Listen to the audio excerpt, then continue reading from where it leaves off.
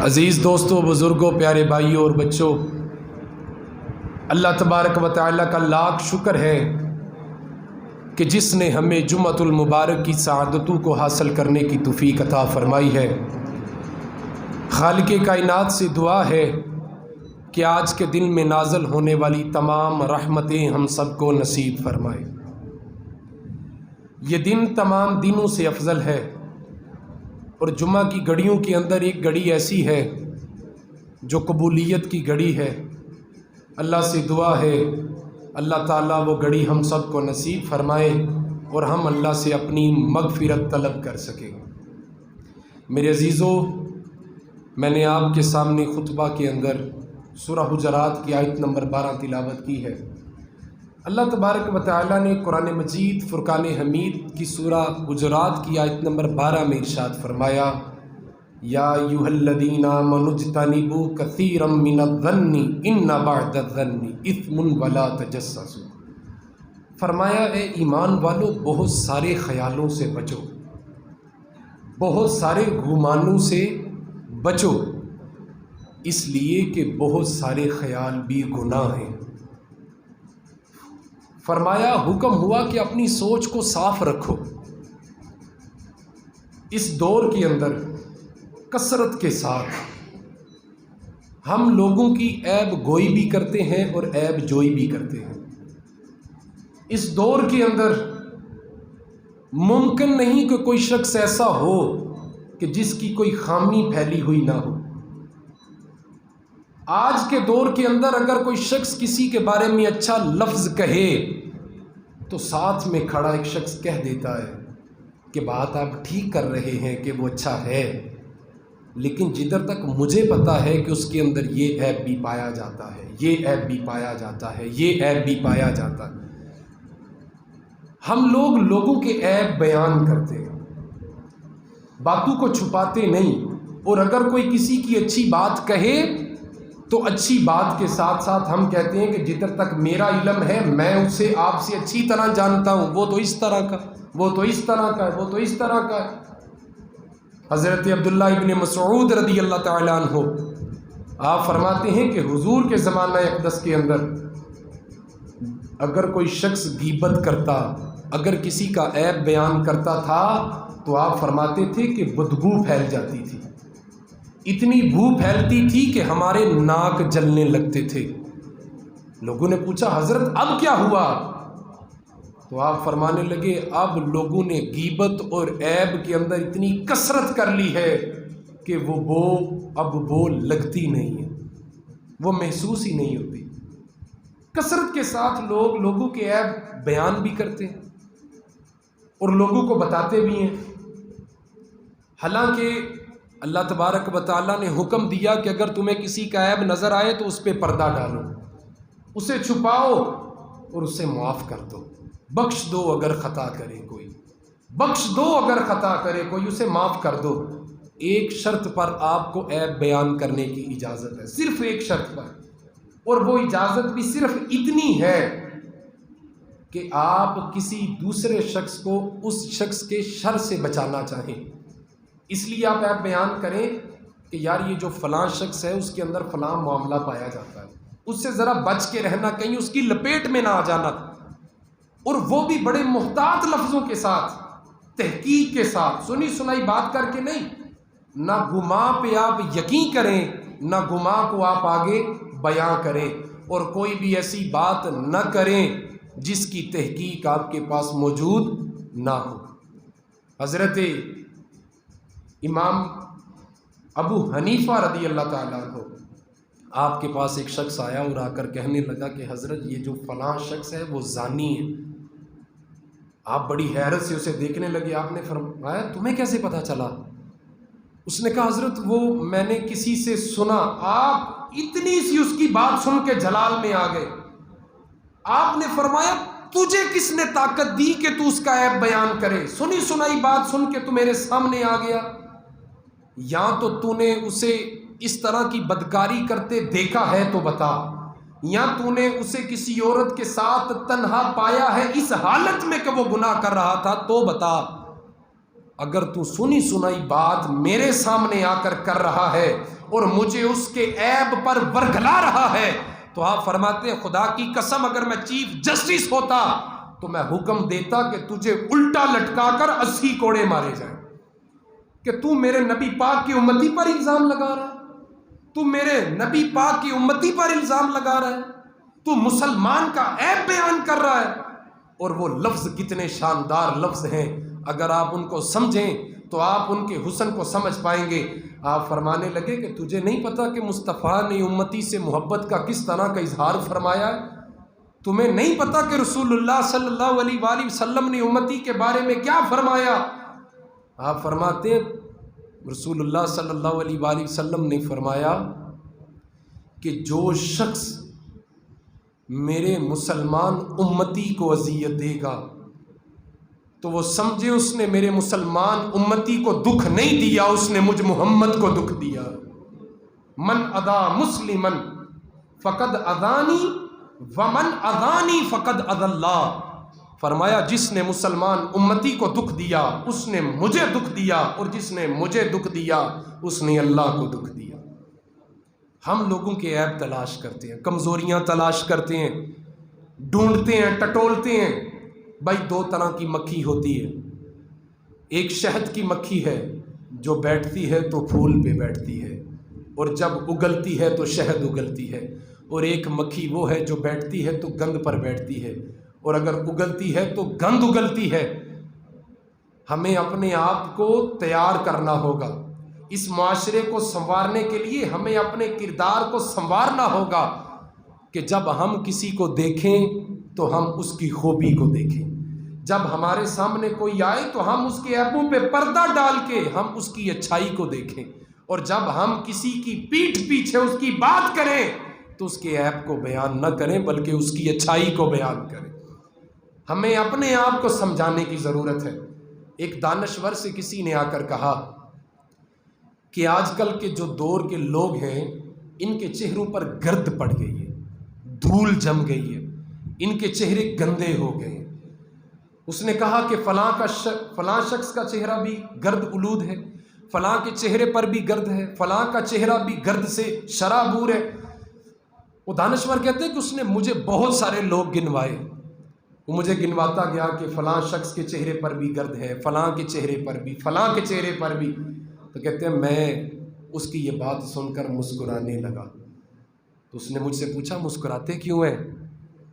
تو میں نے اس کے چہرے سے اینک اتاری اور کپڑے کے ساتھ اس کی اینک کو صاف کیا، اور اینک صاف کر کے میں نے واپس اسے دی۔ تو میں نے کہا بھائی لوگوں کے چہرے گرد آلود نہیں ہے، تیری اینک پر دھول جمی ہوئی ہے، تیری اپنی نظر ٹھیک نہیں ہے۔ اگر تو خود پہ غور کر لیتا تو پھر دوسروں پر الزام نہ لگاتا۔ حضرت میاں صاحب نے کیا خوب بات ارشاد فرمائی۔ آپ فرماتے کہ برے بندے نو میں لبن ٹریا، برا لبا نہ کوئی، برے بندے نو میں لبن ٹریا، برا لبا نہ کوئی۔ یہ حضرت میاں صاحب کا فرمان ہے، میرا اور آپ کا نہیں ہے۔ یہ حضرت میاں صاحب ڈھونڈنے نکلے تھے تو انہیں نہیں ملا تھا۔ میں اور آپ اگر کسی برے بندے کو ڈھونڈنے نکلیں گے تو ہم تو دن میں 1600 برا بندہ ڈھونڈ کے نکال لیں گے، ہم تو 1600 بندے کو برا ڈکلیئر کر دیں گے کہ یہ بھی برا، یہ بھی برا، یہ بھی برا۔ میاں صاحب فرماتے ہیں میں ڈھونڈنے نکلا برے بندے کو لیکن مجھے برا نہیں ملا، اس کا یہ مطلب نہیں کہ برا تھا نہیں کوئی۔ آپ فرماتے ہیں کہ میں جب برے بندے کو ڈھونڈنے نکلا تھا تو اس کا یہ مطلب نہیں تھا کہ کوئی برا نہیں تھا۔ آپ فرماتے ہیں جو مجھے ملتا تھا میں اس کے اندر اچھائیاں پیدا کر لیتا تھا، برا بھی مجھے اچھا لگنے لگتا تھا۔ برے بندے نو میں لبن ٹریا، برا لبا نہ کوئی، تے جد میں اندر جاتی پائی تے میں تو برا نہ کوئی۔ تو اس سے اس بات کی سمجھ آ جاتی ہے من عرف نفسہ فقد عرف ربہ، جو اپنے آپ کو پہچان گیا وہ اپنے رب کو پہچان گیا۔ ہم لوگ ایک منٹ نہیں لگاتے، ایک منٹ نہیں لگاتے، یقین کریں ایک منٹ نہیں لگاتے کسی کے بارے میں برا بولتے وقت، جٹ سے بول دیتے ہیں، جٹ سے بات کر دیتے ہیں۔ ہمارے جو بزرگ تھے، ہمارے جو صوفیاء تھے، وہ ایک دوسرے کے بارے میں خیر کے جملے بولا کرتے تھے، اور یہ صحابہ کا انداز طریقہ تھا کہ وہ ایک دوسرے کے بارے میں خیر کے جملے بولتے تھے۔ حضرت بہاؤالدین زکریا ملتانی رحمۃ اللہ علیہ اور حضرت بابا فرید الدین مسعود گنج شکر رحمۃ اللہ علیہ ایک زمانے میں ہوئے۔ ملتان کا ایک شخص حضرت بہاؤالدین زکریا رحمۃ اللہ علیہ کے پاس مرید ہونے کے لیے آیا۔ اس نے کہا کہ حضرت میں مرید ہونا چاہتا ہوں۔ آپ نے فرمایا کہاں سے ہو؟ اس نے کہا ملتان سے۔ آپ اسے سائڈ پہ لے گئے، آپ اسے کونے میں لے جا کر کہنے لگے کہ یہ جو لوگ مرید ہونے کے لیے بیٹھے ہیں نا، کوئی کہیں سے آیا ہے، کوئی کہیں سے آیا ہے، یہ سارے دور سے آئے ہیں، تو میرے شہر کا ہے، میں تجھے بچانا چاہتا ہوں اور تجھے بتانا چاہتا ہوں کہ میں کوئی پیر نہیں، میں کوئی پیر نہیں، تو ایسا کر کہیں اور چلا جا، کہیں اور جا، کسی اور کے ہاتھ میں اپنا ہاتھ دے دے۔ وہ شخص بڑا بھولا تھا، اس نے کہا کہ حضرت آپ میری اصلاح فرما دیں، آپ بتائیں میں کہاں جاؤں؟ تو آپ فرمانے لگے پاک پتن چلا جا، فرید الدین بہت بڑا فقیر ہے، بہت بڑا فقیر ہے فرید الدین، ادھر چلا جا۔ وہ شخص کہتا ہے میں اپنے گھوڑے پہ بیٹھا میلوں کا سفر طے کر کے پاک پتن شریف پہنچا، حضرت بابا صاحب کی خدمت میں حاضر ہوا، سلام پیش کی، عرض کی حضور مرید ہونا ہے۔ آپ نے پوچھا کہاں سے آئے ہو؟ کہا حضور ملتان شریف سے آیا ہوں۔ تو وہ شخص کہتا ہے حضرت بابا صاحب کی کیفیت بنی، تو وہ کہنے لگے تو ملتان سے ادھر میرے پاس کیوں آیا ہے؟ تو اس نے کہا حضرت بہاؤالدین زکریا نے بھیجا ہے۔ تو آپ کی کیفیت بنی، آپ فرمانے لگے تو بھی کتنا بھولا ہے کہ فقر کے دریا کو چھوڑ کے نہر کے پاس آ گیا ہے۔ تو وہ شخص رونے لگا اور کہنے لگا حضرت مجھے کیا پتا تھا کہ دریا کون سا ہے اور نہر کون سی ہے۔ میرے عزیزوں، یہ جو پرانے لوگ تھے یہ ایک دوسرے کے بارے میں خوبیاں بیان کرتے تھے، دوسروں کی خوبی بیان کرتے اور اپنے آپ کو کوتاہی میں رکھتے تھے۔ انہیں دوسروں کی خوبیاں نظر آتی تھی اور اپنی کوتاہی نظر آتی تھی، اور یہ ان کا انداز عاجزی تھا، ان کا فقر تھا، یہ خود پر ملامت کرتے تھے۔ آج کا شخص کہتا ہے کہ صرف میں ٹھیک ہوں، میں اچھا ہوں، میں ٹھیک ہوں۔ میرے عزیزوں، سوچ کی پاکیزگی، سوچ کی صفائی، اچھا وہ نہیں ہوتا جو خود کو اچھا کہہ کے بیٹھ جاتا ہے، اچھا وہ نہیں ہوتا جو خود کو اچھا کہتا ہے اور اکیلا اچھا بن جاتا ہے، اچھا وہ ہوتا ہے جس کا معاشرہ اچھا ہوتا ہے، اچھا وہ ہوتا ہے جس کا خاندان اچھا ہوتا ہے، اچھا وہ ہوتا ہے جس کا حلقہ احباب اچھا ہوتا ہے۔ آج کے دور کا انسان کہتا ہے میں ٹھیک ہوں اور میں ہی صرف ٹھیک ہوں، میں کے بعد پھر بات میں پہ آ جاتی، وہ کہتا ہے میں ٹھیک ہوں اور صرف میں ٹھیک ہوں۔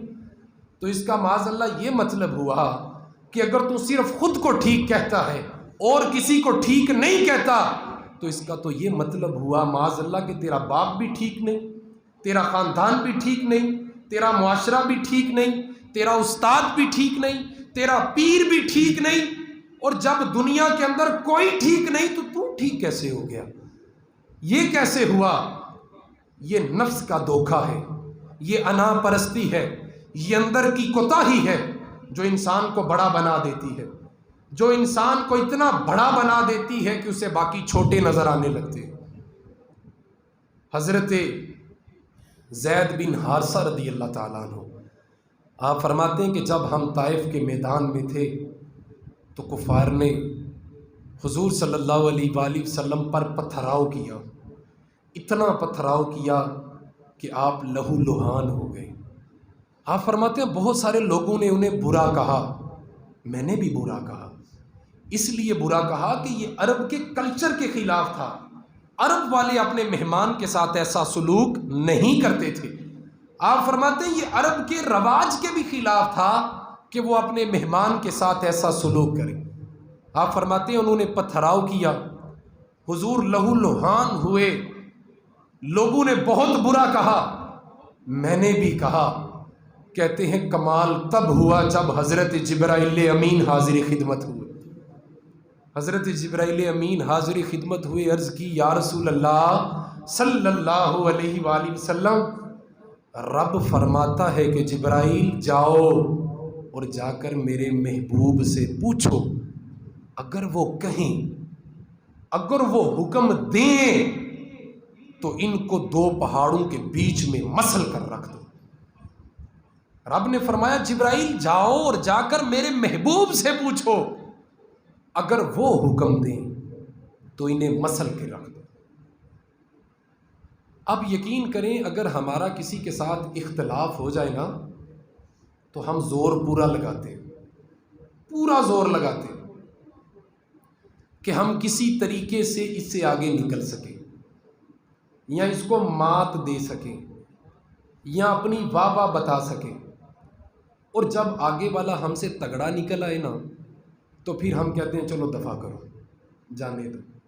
لیکن جب اختلاف ہوتا ہے نا تو دل کرتا آگے والے کو پیس کے رکھ دیں، لیکن جب ہماری پہنچ نہ ہو تو ہم کہتے ہیں کہ وہ تو فضول بندہ ہے، کیا اس کے ساتھ ہم بھی فضول بن جائیں، جانے دو، چھوڑ دو۔ اس طرح کی بات کی جاتی ہے۔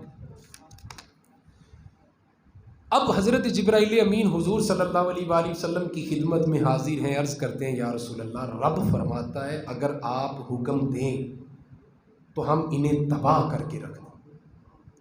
علماء نے یہاں پر ایک جملہ لکھا ہے اہل محبت کے لیے۔ علماء فرماتے ہیں کہ یہ نقطہ بڑا شاندار اور بڑا ہی غور کرنے والا نقطہ ہے۔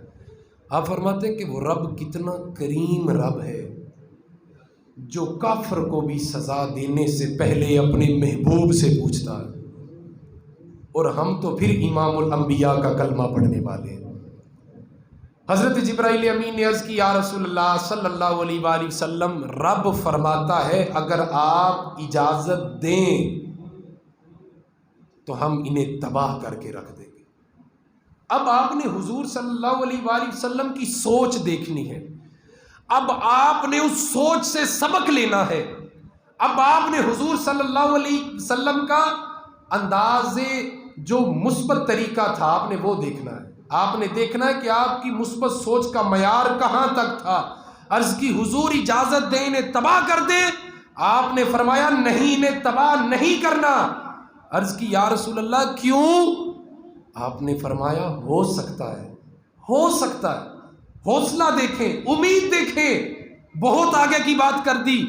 فرمایا ہو سکتا ہے کہ ان کی نسلیں میرے پیغام کو سمجھ جائیں اور کلمہ پڑھ کے مسلمان ہو جائیں، ہو سکتا ہے کہ ان کی نسلیں میرے پیغام کو سمجھیں۔ کتنا بڑا حوصلہ ہے، کتنا بڑا صبر ہے، کہاں تک آپ کی برداشت ہے، وہ پتھر مار کے لہو لہان کر رہے ہیں۔ آپ نے فرمایا نہیں، ہو سکتا ہے کہ یہ سمجھ جائیں، ان کی نسلیں میرے پیغام کو سمجھ جائیں۔ اگر یہ تباہ ہو گئے تو ان کی نسلیں کہاں سے آئیں گی؟ میں امید کرتا ہوں کہ ان کی نسلیں آئیں گی، وہ میرے پیغام کو سمجھیں گی۔ میرے عزیزو، حضور صلی اللہ علیہ وآلہ وسلم نے ہمیں مثبت سوچیں عطا فرمائی، صحت مند سوچ عطا فرمائی۔ بیمار بندہ اس سوچ تک نہیں پہنچ سکتا، بیمار بندہ اس خیال تک نہیں پہنچ سکتا۔ بیمار ذہن کا مالک جو شخص ہے وہ اس کردار تک نہیں پہنچ سکتا، مگر حضور نبی رحمت سید عالم صلی اللہ علیہ وآلہ وسلم نے ہمیں صحت مند سوچ عطا فرمائی، نظریات میں توانائی عطا فرمائی۔ آج ہم ایک منٹ نہیں لگاتے، لوگوں کو برا بھلا کہنا شروع کر دیتے۔ اگر کوئی ہمارے ساتھ برا کرے تو ہم حد الامکان کوشش کر کے اسے یہ بتانا اور دکھانا چاہتے ہیں کہ ہم بھی کسی سے کم نہیں۔ اگر ہمارا زور چل جائے تو ہم دکھا دیتے ہیں، اور اگر زور نہ چلے تو پھر ہم کہتے ہیں جانے دو۔ لیکن انسان کا بڑپن کس میں ہے کہ وہ کر سکتا ہو، وہ ایک اینٹ کے بدلے میں گولی مار سکتا ہو اور وہ ادھر معاف کر دے۔ یہ سنت مصطفیٰ صلی اللہ علیہ وآلہ وسلم۔ بندہ کہتا ہے کہ نہیں جی یہ معاشرہ ٹھیک نہیں ہو سکتا، یہ ملک ٹھیک نہیں ہو سکتا۔ ارے کیسے ٹھیک نہیں ہو سکتا؟ اٹھ باندھ کمر کیوں ڈرتا ہے، پھر دیکھ خدا کیا کرتا ہے۔ حضور نے ارشاد فرمایا کہ کسی کی عیب جوئی نہ کرو، عیب گوئی نہ کرو، منع فرمایا۔ اور حدیث کے لفظ ہیں، حضور نے ارشاد فرمایا اگر تم کسی کی عیب تلاش کرو گے تو تم اسے برا بنا دو گے، یہ نہیں کہ وہ برا تھا، آپ نے فرمایا آپ کی جاسوسی کی وجہ سے اس پر برا اثر پڑے گا۔ جاسوسی نہ کرو، کسی کے عیب تلاش نہ کرو، اگر عیب مل جائیں تو انہیں چھپاؤ، پردہ پوشی کرو۔ بخش دو اگر خطا کرے کوئی، نہ سنو اگر کہے کوئی، نہ کرو اگر دیکھو کوئی، اور روک لو اسے اگر غلط چلے کوئی، اور بخش دو اسے جو خطا کرے کوئی۔ نفسیات کے جو ڈاکٹر ہیں نا، نفسیات کے جو ماہرین ہیں، وہ کہتے ہیں کہ آج کے انسان کو سب سے بڑی جو بیماری ہے نا وہ ڈپریشن کی ہے۔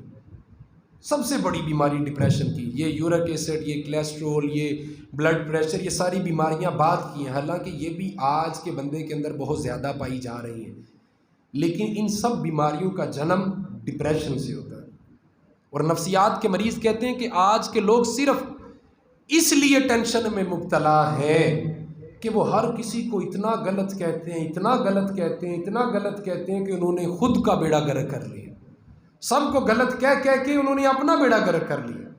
جب انہیں کوئی بھی صحیح نہیں لگتا، یہ بھی صحیح نہیں، یہ بھی صحیح نہیں، یہ بھی صحیح نہیں، تو اس سوچ کو وہ اس قدر اپنے اوپر حاوی کر لیتے ہیں کہ وہ نفسیاتی مریض بن جاتے ہیں، انہیں میڈیسن لینی پڑتی، رات کو نیند کی گولی کھا کے سونا پڑتا ہے، کیونکہ وہ کسی پہ اعتبار نہیں کرتے، کیونکہ انہیں ہر بندہ غلط لگتا ہے، وہ خود کو ٹھیک سمجھتے ہیں، تو پھر وہ سمجھتے ہیں کہ پتہ نہیں میرا گزارا ان میں کیسے ہوگا۔ میں نے دیکھا ہے لوگ بہت دور رہ گئے، بہت دور رہ گئے لوگ، زندگی انہوں نے دور گزار دی، بہت دور گزاری زندگی انہوں نے، وہ کبھی کسی اللہ والے کے قریب نہیں ہو سکے، انہوں نے کبھی اپنی سوچ کا زاویہ بدلا ہی نہیں، اتنے بڑے بڑے ہو گئے کہ وہ کسی طبیب کے پاس جا کر بیٹھ ہی نہیں سکے، وہ اتنا دور چلے گئے کہ وہ اپنے من کے مجرم کا، اپنے نفس کے مجرم کا علاج ہی نہیں کرا سکے۔ ہر وقت ان کے بارے میں برا سوچنا، جو اللہ کے نیک بندے ہیں انہیں برا کہنا۔ آپ اگر کسی کو برا کہیں گے تو آپ اس کے نزدیک کیسے جا سکیں گے؟ اگر آپ کسی کو نفرت کی نگاہ سے دیکھیں گے تو آپ اسے دل سے عزت کیسے دے سکیں گے؟ لوگ دور ہو گئے، بہت دور ہو گئے، اچھی اچھی سنگتوں کو انہوں نے چھوڑ دیا، اچھی اچھی صحبتوں کو چھوڑ دیا، اور وہ اتنا دور چلے گئے کہ اپنی سوچ کا زاویہ بھی نہیں بدل سکے۔ شہر بغداد کا ایک تاجر تھا، شہر بغداد کا ایک تاجر تھا، تو وہ کہتا ہے کہ بشر خافی رحمۃ اللہ علیہ، پورا بغداد ان کی عزت کیا کرتا تھا، اور بغداد کے جانور بھی ان کا ادب کرتے تھے، کہ وہ جن گلیوں میں ننگے پاؤں چلا کرتے تھے ان گلیوں سے گزرنے والے جانور ان گلیوں میں پیشاب نہیں کرتے تھے۔ وہ کہتے ہیں کہ پورا بغداد ان کی عزت کرتا تھا مگر میں نہیں کرتا تھا۔ کچھ لوگوں کو بڑا شوق ہوتا ہے الگ تھلگ ہو کر چلنے کا، انہیں بڑا شوق ہوتا ہے الگ ہو کر چلنے کا۔ وہ کہتے ہیں کہ بغداد کا سارا شہر ان کی عزت کرتا تھا مگر میں نہیں کرتا تھا، کیوں؟ تو وہ کہتے ہیں کہ کچھ چھوٹی چھوٹی بدگمانیاں تھیں، کچھ چھوٹے چھوٹے ایسے خیالات تھے جو مجھے ان کے قریب نہیں جانے دیتے تھے۔ ایک دن میں نے یہ خیال کیا، یہ ارادہ کیا کہ میں ان چھوٹی چھوٹی بدگمانیاں اور ان برے خیالات کو مد نظر رکھتے ہوئے وہ شکوے دور کروں، جو میرے ان کے ساتھ شکوے ہیں میں ان کی جاسوسی کروں، جس وجہ سے میں ان کے نزدیک نہیں جا سکتا میں اس پر ذرا غور و فکر کروں۔ وہ شخص کہتا ہے کہ حضرت بشر خافی جمعہ پڑھاتے نہیں تھے بلکہ جمعہ پڑھتے تھے کسی کے پیچھے، اور آپ کا بہت پرانا یہ معمول ہوتا کہ آپ فرض نماز پڑھتے اور چلے جاتے، اور وہ شخص کہتا ہے یہی بات مجھے تنگ کرتی تھی۔ کہتا ہے کہ جمعہ کی نماز ہوئی، میں نے ارادہ کر رکھا تھا کہ میں نے جاسوسی کرنی ہے، پیچھا کرنا ہے، میرا یہ خیال تھا کہ آج میں اپنی بدگمانی کو یا سچ ثابت کروں گا یا جھوٹا ثابت کروں گا۔ وہ شخص کہتا ہے کہ آپ جمعہ نہیں پڑھاتے تھے، آپ جمعہ کسی کے پیچھے پڑھتے تھے، جمعہ کی نماز کے 2 فرض پڑھے، باقی جمعہ کی نماز نہ پڑھی، دعا نہ مانگی اور آپ مسجد سے باہر چلے گئے۔ وہ شخص کہتا ہے کہ میرے ذہن میں خیال آیا کہ یہ درویش لوگ ہمیں نماز کا درس دیتے ہیں اور خود پتہ ہی نہیں کہ آج اتنا مبارک دن ہے اور اتنی مبارک نماز ہے، اسے چھوڑ کر یہ باہر چلے۔ 1 منٹ لگاتے ہیں لوگ اپنی سوچ بنانے میں، 1 منٹ لگاتے ہیں، یقین کریں 1 منٹ لگاتے ہیں۔ میرے ایک داڑھی والے دوست آ کر تو رو پڑے اور کہنے لگے کہ یار معاذ اللہ میں پتہ نہیں کس مصیبت میں پڑ گیا ہوں، معاذ اللہ مجھ سے اگر کوئی چھوٹی سی بھی کوتاہی ہو جائے، چھوٹی سی بھی غلطی ہو جائے تو لوگ ڈائریکٹ میری داڑھی پہ اٹیک کرتے ہیں، میری داڑھی پہ اعتراض کرتے ہیں کہ تو داڑھی رکھ کے یہ کر رہا ہے، تو داڑھی رکھ کے یہ کر رہا ہے۔ اس کا یہ مطلب ہے کہ جس نے داڑھی نہیں رکھی ہوئی وہ جو مرضی کرتا پھرے، جس نے داڑھی نہیں رکھی اسے اجازت ہے کہ وہ سرے عام جو مرضی کرے، جس نے داڑھی رکھ لی ہے، 4 بال داڑھی کے بڑھا لیے ہیں، سر پہ ٹوپی پہن لی ہے اور اس کا مذاق اڑانا بھی، اس بات کو یاد رکھ لیں، جس نے مصطفیٰ کریم صلی اللہ علیہ وآلہ وسلم، آپ حضور صلی اللہ علیہ وآلہ وسلم کی سنت کی توہین کی، اس نے کفر کیا، اور جس نے سنت رسول سمجھ کر اس کا مذاق اڑایا وہ دائرہ اسلام سے خارج ہے۔ جن لوگوں نے کیا ہے انہیں اللہ کی بارگاہ میں معافی مانگنی چاہیے اور آئندہ اللہ سے توبہ کرنی چاہیے۔ کہ ہم لوگ چھوٹی چھوٹی باتوں پہ کہہ دیتے ہیں کہ بھائی تجھے پتہ نہیں، تو نے داڑھی رکھی، تو نے ٹوپی پہنی ہے، تو داڑھی رکھ کے یہ کر رہا۔ ہم معاذ اللہ کیا مزاج دے رہے ہیں لوگوں کو، کیا نظریہ دے رہے ہیں کہ داڑھی نہ رکھو۔ ہم داڑھی کا عیب معاذ اللہ بیان کر رہے ہیں کہ داڑھی نہ رکھو تم، ٹوپی نہ پہنو تم، اس سنت پہ عمل نہ کرو تم۔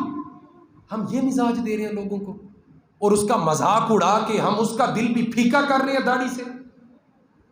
انسان کے عمل کا دار و مدار داڑھی سے نہیں ہوتا، اس کے کردار سے ہوتا ہے۔ انسان کی عمل کا دار و مدار داڑھی سے نہیں، اس کے کردار سے ہوتا ہے۔ اور کبھی بھی اپنی باتوں کے اندر یہ جملے نہ لے کر آئے کہ اس نے داڑھی رکھی ہے، اس نے ٹوپی پہنی، معاذ اللہ یہ توہین ہے سنت رسول اللہ صلی اللہ علیہ وآلہ وسلم کی۔ اور اللہ کی بارگاہ میں اگر غلطی ہو جائے تو اس کی معافی طلب کریں اور آئندہ کے لیے توبہ کریں۔ وہ شخص کہتا ہے کہ آپ جمعہ کی نماز پڑھ کے باہر نکلے، میں نے بھی اتنی نماز پڑھی جتنی آپ نے پڑھی تھی، میں نے بقیہ نماز چھوڑ کے ان کا پیچھا کرنا شروع کیا، میں نے تھوڑا فاصلہ ڈال کے ان کا پیچھا کیا۔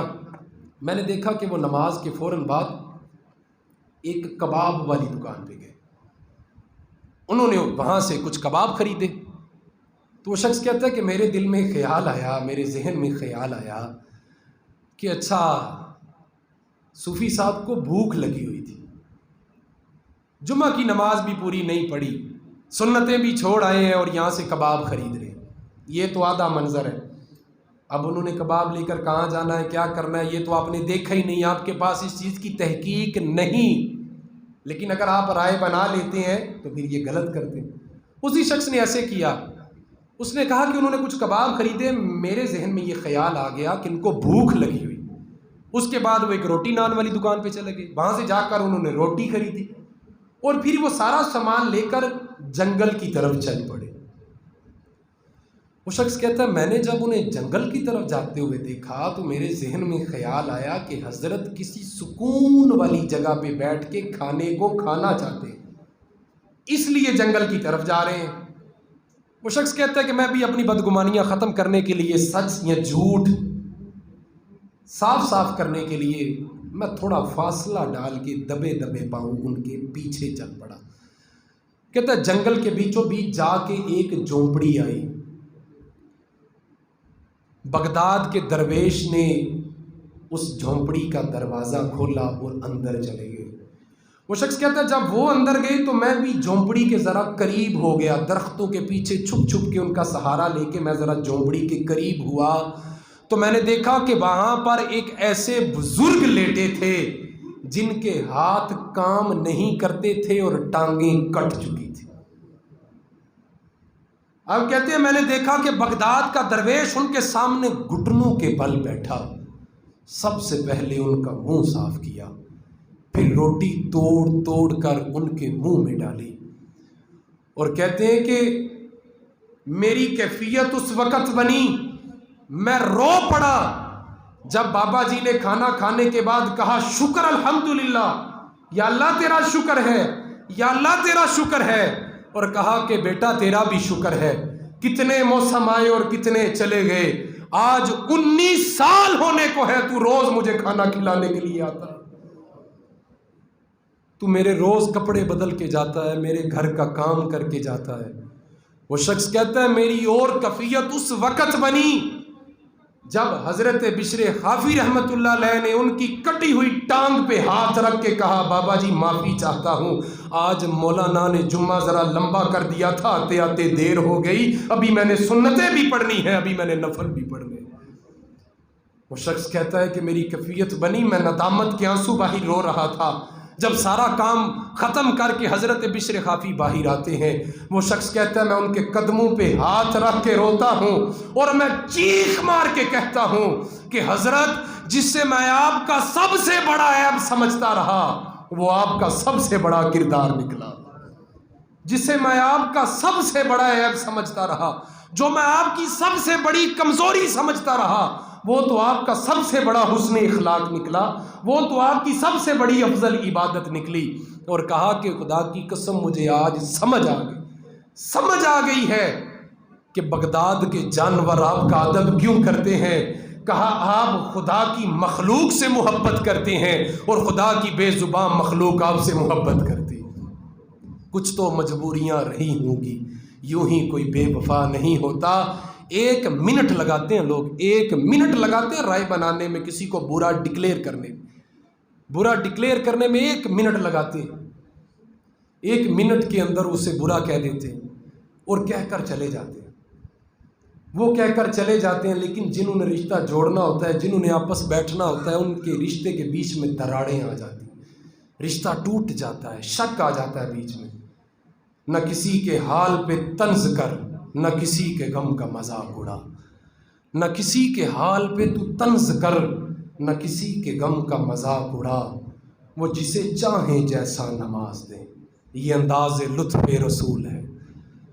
کوئی آیا لے کر چلا گیا، کوئی عمر بھر بھی نہ پا سکا، میرے مولا تجھ سے گلا نہیں، میرے مولا تجھ سے گلا نہیں، یہ تو اپنا اپنا نصیب ہے، یہ تو اپنا اپنا نصیب ہے، میرے مولا تجھ سے گلا نہیں، یہ تو اپنا اپنا نصیب ہے۔ 1 منٹ کے اندر لوگ رائے بنا لیتے ہیں، لوگوں کی غیبت، حسد، برائی، عیب بیان کرتے ہیں۔ کوئی کہے کہ یار فلاں بندہ بڑا اچھا ہے، کہتے ہیں نہیں اچھا ہوگا، لیکن میں اسے تجھ سے اچھا جانتا ہوں، اس میں تو یہ برائی، حتیٰ کہ لوگ بیٹیوں کے بھی عیب بیان کرتے ہیں، بیٹیوں کے عیب۔ رشتہ کرنے والے اس محلے میں جا کر، بیٹی والوں کے محلے سے جا کر کسی کریانے والے سے اگر پوچھیں نا کہ ہم نے فلاں گھر میں رشتہ کرنا ہے تو بتائیں وہ گھر کیسا ہے، تو وہ دکاندار کانپتا نہیں، لرزتا نہیں، شرم نہیں آتی، کلیجہ منہ کو نہیں آتا جب وہ یہ کہتا ہے کہ اس کی بیٹی کے ساتھ رشتہ نہ کرنا، اس کا باپ بڑا بد زبان ہے۔ بیٹیوں کے بارے میں لوگ برا گمان دیتے ہیں۔ ارے مصطفیٰ جان رحمت صلی اللہ علیہ وآلہ وسلم نے کافر کی بیٹی پہ اپنی عزت والی چادر ڈال کے فرمایا تھا بیٹیاں برابر ہوتی ہیں، انہیں فرمایا تھا بیٹیاں برابر ہوتی ہیں۔ ارے تو مسلمان ہو کے مسلمان کی بیٹی کا عیب بیان کر رہا ہے، بیٹیوں کے کون عیب بیان کرتا ہے؟ ارے بیٹیاں تو سب کی برابر ہوتی ہیں، بیٹیوں کو کون برا کہتا ہے؟ لیکن اس زمانے کے اندر اتنی بدبو پھیل چکی ہے کہ ہمیں سمجھ ہی نہیں آتی ہم کر کیا رہے ہیں۔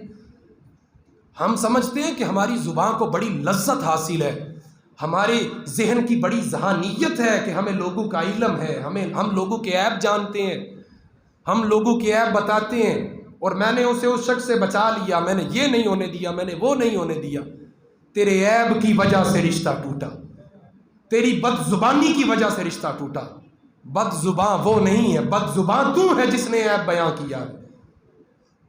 مصطفیٰ جان رحمت سید عالم صلی اللہ علیہ وسلم، عظیم عبادت ہے صلوات، ذرا مل کے پڑھیے صلی اللہ علیہ وسلم، صلی اللہ علیہ وسلم۔ حضور صلی اللہ علیہ وآلہ وسلم کس قدر اپنی امتی سے محبت فرماتے، کس قدر اپنی امتی سے محبت فرماتے۔ جس طرح ماں اپنے بچوں کے عیبوں پہ پردہ ڈالتی ہے نا، اور کہتی ہے نہیں نہیں میرے بچے ہیں، میرے بچے ہیں۔ باپ جتنا بھی اپنے بیٹے کے خلاف ہو، گلی کا کوئی بندہ اسے تھپڑ مار کے چلا جائے یا جھڑک کے چلا جائے تو باپ کو گوارا نہیں ہوتا کہ تو ہوتا کون ہے میرے بیٹے کو ہاتھ لگانے والا۔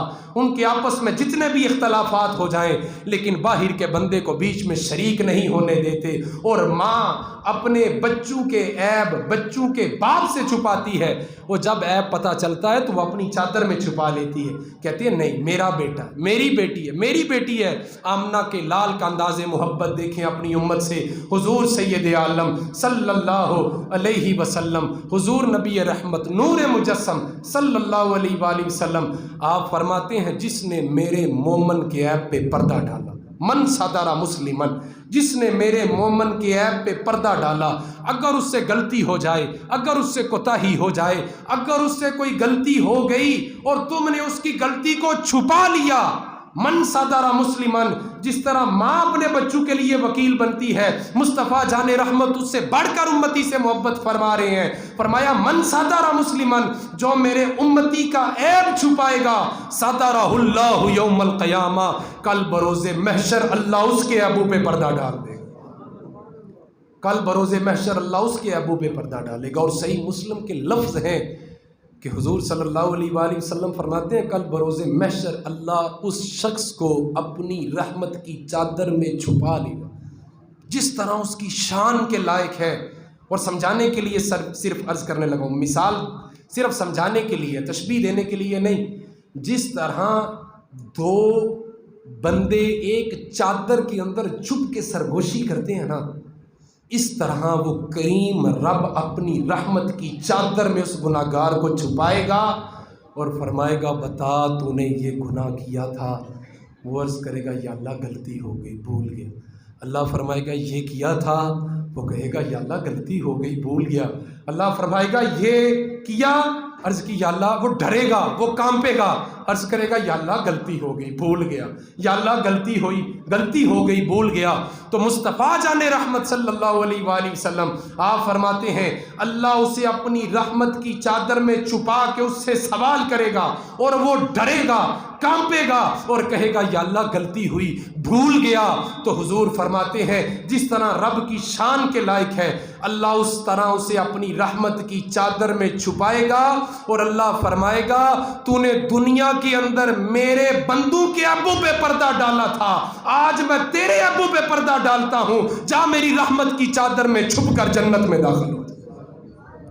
اور حضور صلی اللہ علیہ وآلہ وسلم کا یہ فرمان ہے، حضور کا یہ فرمان ہے، اور حضور کے فرمان کو یہ شان حاصل ہے جو دن کو کہہ دیا دن ہے تو دن ہو کے رہا، جو شب کو کہہ دیا شب ہے تو رات ہو کے رہی۔ ان کی زبان کو خدا نے یہ اختیار دیا، نکلی ان کے منہ سے جو بات وہ ہو کے رہی۔ حضور صلی اللہ علیہ وآلہ وسلم نے منع فرمایا مومن کے عیب نہ بیان کر، ان کے عیب کو فاش نہ کر، لیکن آپ نے ایک قاعدہ بھی بیان کیا، ایک اصول بیان کیا۔ آپ فرماتے ہیں جو شخص یہ چاہتا ہے کہ میرے عیب چھپے رہے اسے چاہیے کہ وہ کسی دوسرے کے عیب نہ کھولے۔ جو یہ چاہتا ہے نا کہ میرے عیب چھپے رہیں تو پھر اسے چاہیے کہ وہ کسی دوسرے کے عیب نہ کھولے۔ قاعدہ بیان کر دیا، اصول بیان کر دیا۔ حضور صلی اللہ علیہ وآلہ وسلم نے فرمایا اگر تو میرے امتی کا عیب کسی چوک میں، کسی چوراہے میں، کسی گلی میں، کسی بازار میں کھڑا ہو کے بیان کرے گا تو اگر تو اپنے گھر کے ساتھ پردوں کے بیچوں بیچ چھپ کر بھی بیٹھ جائے گا تو اللہ پھر بھی تجھے رسوا فرما دے گا۔ تو جسے پھر عرش کا مالک رسوا کرنا چاہے اسے کوئی دنیا کی طاقت بچا نہیں سکتی۔ حضرت شیخ سعدی علیہ رحمہ فرمایا کرتے ہیں کہ جو شخص رسوا ہونے لگتا ہے، حضرت شیخ سعدی فرماتے ہیں جو شخص رسوا ہونے لگتا ہے اللہ تعالیٰ اسے اپنے نیک بندوں کے عیب بیان کرنے پہ لگا دیتا ہے، اور وہ سمجھتا ہے کہ میرے پاس بڑا علم ہے، میرا بڑا ذہن ہے، میری بڑی ذہانیت ہے۔ آپ فرماتے ہیں اگر کسی نیک بندے پر کسی کو الزام لگاتے دیکھو تو سمجھ لو کہ یہ رسوائی کے بالکل قریب ہے، اور اس شخص کی عزت لوگوں کے دلوں میں سے ختم ہو جاتی ہے، لوگ اسے اپنے پاس بٹھانا پسند نہیں کرتے، لوگ پھر اس سے نفرت کرتے ہیں۔ جسے اللہ رسوا کرنے کا ارادہ فرما لے، وَتُعِزُّ مَن تَشَاءُ وَتُذِلُّ مَن تَشَاءُ، عزت بھی اللہ دیتا ہے، اور اگر آپ کے کسی برے عمل کی وجہ سے اللہ اگر آپ کو رسوا کرنا چاہے تو پھر آپ اس سے روک نہیں سکتے۔ آپ سمجھیں کہ میں بڑا دانشور ہوں، مجھے بڑا علم ہے، مجھے بڑی خبر ہے کہ میں لوگوں کے عیب جانتا ہوں، تو شیخ سعدی فرماتے ہیں کہ یہ تیری کمزوری ہے۔ تو سمجھتا ہے کہ میری زبان میں بڑی لذت ہے یا میرا بڑا ذہن ہے کہ میں لوگوں کے عیب جانتا ہوں۔ آپ فرماتے ہیں تجھے نہیں پتا کہ تو رسوا ہونے کے قریب ہے، اس سے پہلے کہ تو اللہ سے توبہ کر لے، اس سے پہلے کہ تو لپیٹ میں آ جائے، گرفت میں آ جائے۔ تو میرے عزیزو، یہ قاعدہ ہے، یہ قانون ہے کہ کبھی بھی کسی کے عیب بیان نہ کریں۔ اگر آپ چاہتے ہیں کہ آپ کا عیب چھپا رہے تو آپ خدا کے بندوں کے عیبوں پہ پردہ ڈالیں۔ بخش دو اگر خطا کرے کوئی، نہ سنو اگر برا کہے کوئی۔ بخش دو اگر خطا کرے کوئی، نہ سنو اگر برا کہے کوئی، نہ کہو اگر برا کرے کوئی، نہ کہو اگر برا کرے کوئی، اور روک لو اسے اگر غلط چلے کوئی۔ بخش دو اسے اگر خطا کرے کوئی۔ اگر آپ چاہتے ہیں کہ کل بروز محشر اللہ آپ کے ساتھ شفقت والا معاملہ فرمائے تو پھر آپ اللہ کے بندوں کے ساتھ شفقت والا معاملہ فرمائیں، کسی کے عیب کو بیان نہ کریں، پردہ پوشی کریں۔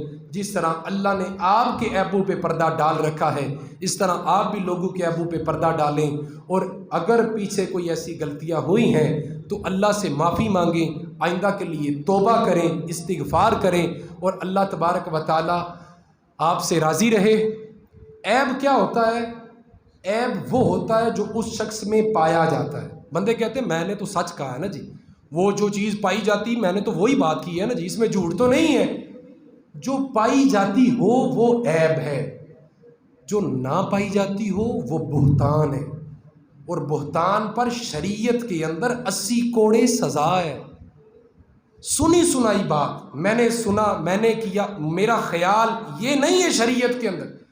اور اگر آپ کے پاس کوئی عیب کسی کا آئے تو صرف ایک وجہ سے آپ اسے بیان کر سکتے ہیں، صرف اتنی اجازت ہے کہ آپ اسے کسی کے شر سے بچانا چاہیں کہ فلاں بندے کے اندر فلاں معاملہ پایا جاتا ہے، اس سے ذرا بچ کے رہنا کہ کہیں اس کی لپیٹ میں نہ آ جاؤ، وہ بھی بڑے محتاط لفظوں کے ساتھ، بہت تحقیق کے ساتھ اور بڑے احتیاط کے ساتھ۔ اور دوسرا تب جب آپ اس کی اصلاح کرنا چاہیں، آپ اس بندے کو جا کر اس کا کہیں جو اس کی اصلاح کر سکتا ہے، جو اسے سمجھا سکتا ہے، جو اس کی اچھی تربیت کر سکتا ہے۔ گلی بازاروں میں باتیں کرنے سے وہ ٹھیک تو نہیں ہوگا۔ اگر آپ اسے ٹھیک کرنا چاہتے ہیں، صوفیاء نے حکم دیا کہ کسی کے عیب بیان نہ کرو، اور کوشش کرو کہ اپنے ہاتھ اور پاؤں سے اسے سنوارنے کی، اسے سنبھالنے کی۔ اگر پھر بھی وہ باز نہیں آتا تو عیب بیان نہ کرو، بلکہ حکم دیتے ہیں کہ تم اس کے حق میں اللہ کی بارگاہ میں دعا کرو کہ اللہ اسے ٹھیک کر دے، اللہ اس پہ اپنا کرم فرما دے۔ تو میرے عزیزو، اللہ نے قرآن مجید میں ارشاد فرمایا، یا ایھا الذین آمنوا اجتنبوا کثیرا من الظن ان بعض الظن اثم ولا تجسسوا۔ فرمایا اے ایمان والو، بہت سارے خیالوں سے، بہت سارے گمانوں سے بچو، کیونکہ بہت سارے خیال بھی گناہ ہیں۔ حکم ہوا کہ اپنی سوچوں کو صاف کر لو، جن کی سوچیں صاف ہوں گی ان کی زندگی صاف ہوگی۔ اللہ سے دعا ہے اللہ ہمیں سمجھ کی توفیق عطا فرمائے، ہمیشہ مدحت خیر الانام میں گزرے۔